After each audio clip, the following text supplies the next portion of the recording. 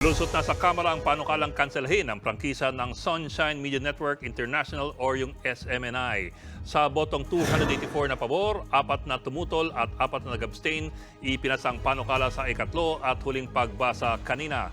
Nakitaan daw ng paglabag ang SMNI, kabilang ang pagbabago sa kumpanya nitong Suara Sug Media Corporation nang hindi ipinaalam sa Kongreso.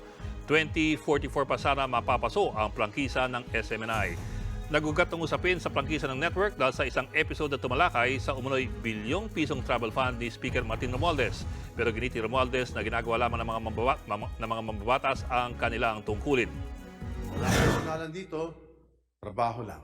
Ang SMNI hindi maihanay sa media at hindi maihilantulad sa mga tunay na mga media.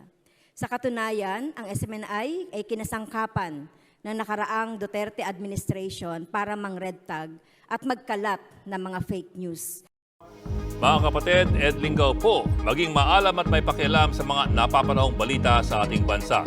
Para sa mas malalimang pagtalakay at paghimay sa mga issue at headlines, tumutok lamang at mag-subscribe sa social media pages ng News 5.